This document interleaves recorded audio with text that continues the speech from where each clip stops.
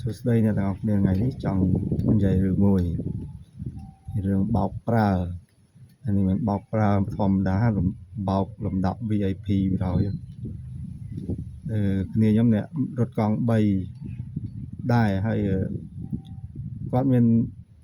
ម៉ួយប្រចាំគាត់អញ្ចឹងណាដូចជាម៉ួយគាត់ថាម៉ួយនឹងចូល2ឆ្នាំអីដែរដល់អញ្ចឹងទៅម៉ួយហ្នឹងគាត់តាក់ទងប្រាប់គាត់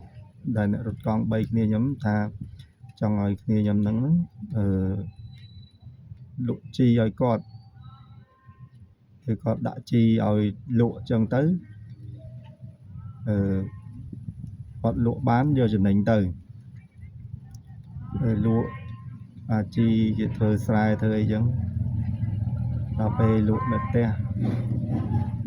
លក់នៅផ្ទះធម្មតាទេលក់នៅផ្ទះរបៀបដាក់ឲ្យតិចតួចចឹងដល់ក្រោយមកអ្នកហ្នឹង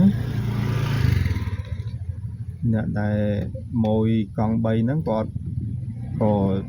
ចង់ខ្ចីធនាគារតែអញ្ចឹងចង់ឲ្យតែម៉ួយកង់3ហ្នឹងគាត់ខ្ចីអត់បានទេដោយសារ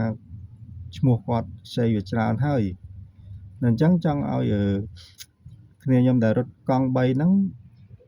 ជួយយកឲ្យដល់អញ្ចឹងក៏គាត់ទុកចិត្តអញ្ចឹងថាដាក់មុខរបរឲ្យមុខរបរគាត់អីមួយអីចឹងទៅលក់ជីលក់អីចឹងណាហើយក៏ព្រមខ្ចីឲ្យប៉ុន្តែធនាគារគេអត់ឲ្យទេព្រោះអីលក់នៅក្នុងផ្ទះអញ្ចឹងវាមុខរបរគេមើលទៅវាទូចហើយគាត់ខ្ចីរឿងច្រើនដែរ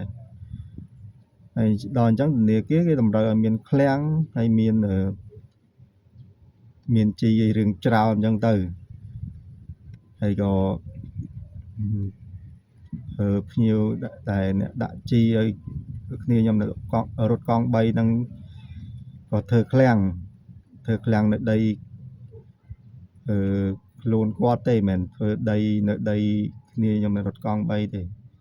ធ្វើឃ្លាំងហើយក៏ដាក់ជីរៀងច្រើនប្រហែលជាមួយខែអញ្ចឹងទៅ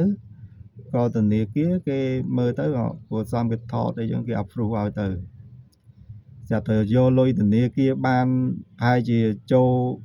2-3 ខែចាប់ផ្ដើមតតគ្នាខ្ញុំចេញដល់ចាប់ដើមររឿងចេះររឿងចោះហើយមើងងាយគ្នាខ្ញុំអ្នករត់កង់3ហ្នឹងថាឲ្យជេរគ្នាថាឲ្យគ្នាជេរចោះរហូតដល់គ្នាឈប់លក់អញ្ចឹងទៅហើយ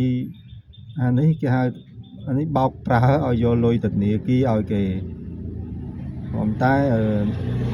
គាត់ម្ចាស់លុយហ្នឹងគេនៅសងទេដោយសារដីនឹងទីតាំងរបស់ម្ចាស់លុយហ្នឹងទេមិនមែនម្ចាស់គ្នាកង់3ខ្ញុំប៉ុន្តែវាធ្វើឲ្យផ្លូវចិត្តគ្នាខ្ញុំអ្នករត់កង់3គ្រួសារគាត់មានបញ្ហាផ្លូវចិត្តដោយសារយើងទុកចិត្តគេខំទុកចិត្តគេថាគេជួយយើងអញ្ចឹងយើងទុកចិត្តគេរបៀបយើងស្រឡាញ់គេ 100% យើងអស់ពីចិត្តធ្វើឲ្យខំប្រឹងធ្វើដើម្បីគេអស់ពីចិត្តយកកង់3ដឹកជីដឹកអីឲ្យម៉ួយឲ្យភ្ញៀវអីប្រហែលស្មាណាក៏ទៅដែរភ្លៀងស្មាណាក៏ដឹកឲ្យគេដែរតែទីបញ្ចប់គឺគេបោកយើងប្រើយកលុយធនាគារគេសោះអញ្ចឹងនេះជាបទពិសោធន៍មួយពេលខ្លះគេមក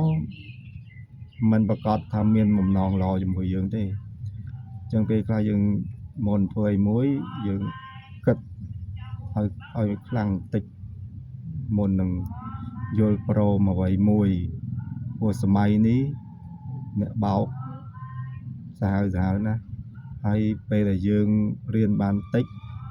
គិតអត់បានឆ្ងាយធ្វើឲ្យគេឆាប់បោកបានណាព្រោះដោយសារអ្នកចេះដឹងគេមានវិធីសាស្ត្របោករបស់គេអញ្ចឹងបើមានពាក្យចុងក្រោយបើយើងអត់ចង់បានរបស់គេអត់មានចិត្តលោភលន់ ក៏អត់មានអ្នកណាមកបោកយើងបានដែរអញ្ចឹងសំខាន់បំផុតគឺកុំឲ្យមានចិត្តលោភលន់និងចង់បានរបស់គេអរគុណច្រើន